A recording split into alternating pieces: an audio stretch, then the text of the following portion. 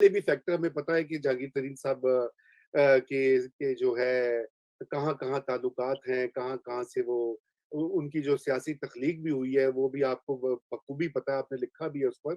तो अभी जो जहांगीर तरीन साहब की जो दूरी हुई है इमरान खान साहब से, और कल जो उन्होंने अपना एक शो ऑफ स्ट्रेंथ भी किया है कि चंद एमपीएस और एमएनएस के साथ वो पेश भी हुए नैब में। आपको ये क्या लगता है, क्योंकि ये बड़ी चह-मगोइयाँ थी कि वो पीपल्स पार्टी में शामिल हो जाएँगे। कुछ लोग कह रहे हैं नहीं वो पीटीआई का फॉरवर्ड ब्लॉक बनाएँगे, कुछ लोग ये कह रहे हैं नहीं वो सिर्फ दोबारा खान साहब से दोस्ती हो जाएगी। तो आप इसको कैसे देख रहे हैं? क्योंकि ये अब मेरे ख़्याल से असल जो चैलेंज आया है, सियासी चैलेंज पीटीआई के अंदर या पीटीआई के हमनवाओं के अंदर से, वो जहांगीर तरीन फैक्टर है। बिल्कुल आप सही कह रहे हैं रज़ा रूमी साहब। मेरा ख़्याल है कि जो जगीर तरीन साहब की पिच है, वो पीपल्स पार्टी बिल्कुल नहीं है। वो पीपल्स पार्टी के पिच पर जाकर नहीं खेलेंगे। उनकी पिच तहरीक-ए-इंसाफ है। तहरीक-ए-इंसाफ को बनाने में, लोगों को शामिल कराने में, उनकी हुकूमत बनाने में, उनकी हुकूमत को मज़बूत करने में ही उनका रोल है। और वो पीटीआई के अंदर ही उनका कोई असर और रसूख है। पीपल्स पार्टी में जाके तो वो ज़ाया हो जाएँगे। तो मेरा ख़्याल है कि जहांगीर तरीन साहब इतने अक्लमंद ज़रूर हैं कि वो अपनी इस स्ट्रेंथ को समझते हैं और ये फॉरवर्ड ब्लॉक तो बन गया। जब लोग जो हैं उनके साथ खड़े होके तारीख पे चले गए और हुकूमत को एक तरह से चैलेंज कर दिया, अब तो हुकूमत के लिए चैलेंज है कि क्या वो इनको निकालते हैं, इनको शोकॉज़ नोटिस देते हैं। जिस तरह से हमेशा मॉरली हाई ग्राउंड पे इमरान खान साहब होते थे, अब हम मॉरली देखते हैं कितना हाई ग्राउंड पे हैं, इनको शोकॉज़ देते हैं या नहीं देते। और अगर चुप कर जाते हैं, इग्नोर कर जाते हैं, तो इसका मतलब है उन्होंने फिर वो दबाव कबूल कर लिया जो जहांगीर तरीन साहब ने उन पे डाला था और शो ऑफ स्ट्रेंथ जो है वो किया था। अगर इमरान खान साहब अपने उन एमपीएस को निकाल देते हैं या टिकट नहीं देते जिन्होंने उनको वोट नहीं दिया था पिछली दफा केपी के असेंबली में, तो इनके खिलाफ देखें क्या एक्शन लेते हैं, जिसमें वजीर भी शामिल है, जिसमें एमएनए भी शामिल है। इस वक्त मुश्किल है एक्शन लेना क्योंकि बहुत थोड़ी अक्सरियत है इमरान खान के खिलाफ। और इनके खिलाफ अगर एक्शन लेंगे तो ये ब्लॉक जो है फॉरवर्ड ये बड़ा भी हो सकता है। जी, बिल्कुल, आपको बिल्कुल। आपको लगता है कि हुकूमत जहांगीर तरीन पर मज़ीद दबाव डालेगी, कोई गिरफ्तारी हो सकती है, कोई कैद हो सकती है? और ये जो सोच है मैंने सुना यही है कि जो है वो साथियों को इग्नोर करेंगे और तरीन साहब के खिलाफ और एक्शन लेंगे सख्त। तो ये तो फिर फिर आपकी जो बात है सुहेल साहब, वो तो सच हो जाएगी अगर वो ज़्यादा एक्शन लेंगे, तो ज़ाहिर बात है उसका रिएक्शन आएगा, फिर तो काम जेड़ा जी, काम वध जाएगा। बकौल जी, जी। मुख्तार गल वध जानी है फिर। तो और और ऐसे ही माहौल में अगर शहबाज शरीफ बाहर आते हैं, तो ये जलती पर तेल वाली बात नहीं होगी? देखिए शहबाज शरीफ आके फिर वही देखे ना, वो तो क्या करेंगे कि देखें वो अपने दोबारा से कॉन्टेक्ट रिवाइव करेंगे। और जाहिर है वो शहबाज शरीफ तो चाहते हैं कि इंटरनल बिकरिंग हो, इंटरनल तब्दीली हो।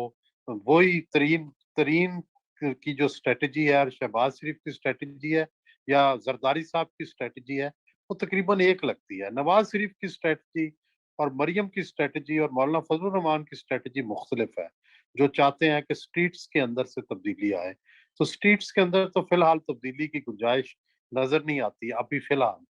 कल को पता नहीं हालात खराब हो, महंगाई है, ये है, वो है, शायद लोग उठ खड़े हों। लेकिन अभी तक तो जो जलसे हुए, लाहौर का जलसा हुआ, वो ऐसा जलसा नहीं था जिसको फकीदुल मिसाल कहा जा सके, जो छप्पर फाड़ किस्म के जलसे होते हैं, ये नहीं था। ये एक नॉर्मल रूटीन का जलसा था। ऐसे जलसों से हुकूमतें नहीं जाती। जलसे फिर आपको 10 अप्रैल 1986 बनाना पड़ता है, फिर ही हुकूमतों के रुखसत होने के इम्कानात होते हैं। ओके जनाब, तो ये बिल्कुल आपने बड़ी पते की बात कही कि और वड़ाइक साहब, मेरे ख्याल से पीडीएम की जो सबसे बड़ी है एक अहम कमजोरी, जो कि उनकी बड़ी जमातों की कमजोरी है, जो कि एक्सपोज हो गई दोनों पीएमएलएन और Pakistan Peoples Party. I mean Maulana Fazal Rahman का मामला और है, और वो ये एक्सपोज होगी कि इन्होंने कोई तवज्जो नहीं दी अपनी तंजीम साजी पर, अपने कैडर्स बनाने पर। इन्होंने पावर पॉलिटिक्स, शतरंज के मोरे इधर करो, मलका को, बादशाह को, घोड़े को, और उसी में इन्होंने पूरी जो है वो अपनी पार्टियों को एक तरह से लोगों से, अवाम से उस तरह दूर कर दिया है। अब वोटर्स में तो है नून की सपोर्ट, व्हिच रिमाइंड्स मी कि हमें ये बहुत सारे लोग सवाल भी पूछ रहे हैं और मैं आज हम आपसे ये भी बात करना चाहते हैं कि टस्का का इलेक्शन आ रहा है अभी, मेरे ख्याल से अब तो 1 दिन दस ही रह तारीख गया को है तकरीबन। 10 तारीख तो को हाँ जी, 2 दिन बाद। तो जी, तो आप गए थे वहाँ डस्का में, आपने वहाँ का दौरा भी किया, आपने लिखा भी। आप क्या देख कर आए हैं? क्या पाकिस्तान मुस्लिम लीग नून जो है, ये सीट जीत जाएगी या उसको टफ टाइम मिलेगा पीटीआई की तरफ से? टफ टाइम तो है डेफिनेटली। देहात के अंदर असद मली का काफी असर रसूख है। सवाल ये है कि अगर डस्का के शहर के इलेक्शन जो वोट हैं वो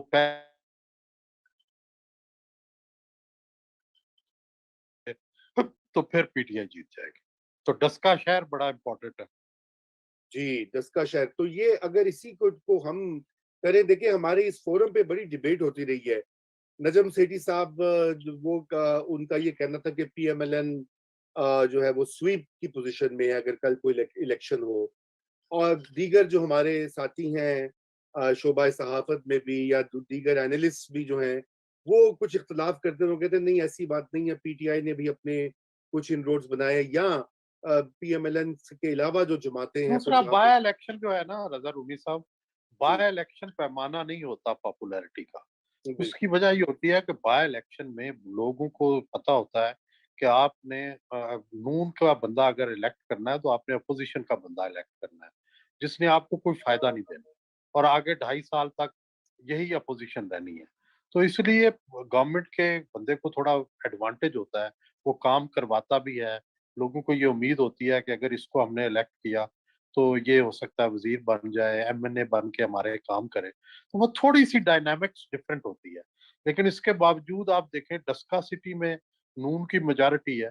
अगर वो मेजॉरिटी वोट डलवा देते हैं अपना तो फिर आसानी से जीत जाएंगे।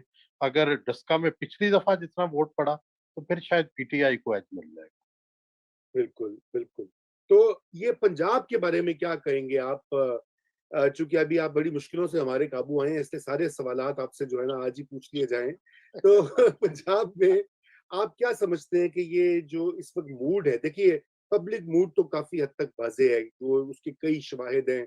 कोई सर्वे वगैरह तो इतने नहीं होते काबिल-एतबार, लेकिन जो सुनने में और जो बातचीत करने से यही पता लगता है कि वहाँ पर पीएमएलएन की इस वक़्त बहुत जो है हाई किस्म की सपोर्ट भी है। और नवाज शरीफ का जो नैरेटिव है कम से कम शहरी इलाकों में या अपर पंजाब, सेंट्रल पंजाब में तो काफी मकबूल है। आप ये समझते हैं कि वड़ाइक साहब ये वो जो पॉपुलैरिटी है ये वो मेंटेन करेंगे और ये इलेक्शन में भी तब्दील, इलेक्शन के नताइज में भी तब्दील होगा, ट्रांसलेट होगा, या ये महज एक वक्ती मामला है? देखिए ये डिपेंड करता है सारा कुछ पीटीआई पे। अगर पीटीआई परफॉर्म ही नहीं करती, देखिए अभी 2.5 साल तक ना कोई बड़ा प्रोजेक्ट आया है, ना कोई बड़ा मंसूबा आया है, ना कोई उन्होंने डिलीवर किया है, ना उनका कोई प्लान है।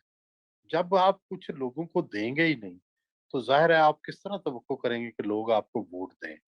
तो बुनियादी बात तो यह है कि it will be failure of PTI, not the victory of Noon league. Noon league तो ऑलरेडी मौजूद है। सवाल यह है कि पीटीआई उनमें से कितने लोगों को विन ओवर कर सकती है या नहीं कर सकती। तो फिलहाल तो मुझे लग जी, वड़ाइक डिलीवरी और साहब इसी भी गवर्नेंस। जगह। जी, तो फिलहाल वड़ाइक आपको साहब ये जी, जी, जी, प्लीज़ वड़ाइक सोनी सर। वड़ाइक साहब ये पीटीआई के साथ हुआ क्या है? मतलब इनको इतने नाज के साथ, इतने लाड के साथ लाया गया, ऐसे रंगीन ख्वाब बनाए गए और सिर्फ इमरान खान के ख्वाब नहीं थे, जो उनको लाने वाले थे उनके भी यही ख्वाब थे कि जी वो ओवरसीज पाकिस्तानी वो डॉलर ले आएंगे, सारे जितने टेक्नोक्रेट्स हैं वो इनकी मदद करेंगे, माहिरीन मुआशात इनकी मदद करेंगे, एस्टेब्लिशमेंट इनकी फुल सपोर्ट करेगी, कोई इनकी टांगे नहीं खींची जाएंगी। इनको एक बहुत ही एक जो सपोर्ट है वो इनको मिलेगी। तो ये तो बहुत कामयाबी दिखाएंगे। ये मईशत का हाल, ये गवर्नेंस का हाल, वो ये हुआ क्या है इनके साथ? मेरा ख्याल है मैं तो एक तो अदना सा तालिब इल्म, मेरा ख्याल है विजन नहीं है, न तजर्बा भी नहीं है ना विजन है। इनको इनको पता ही नहीं है करना क्या है।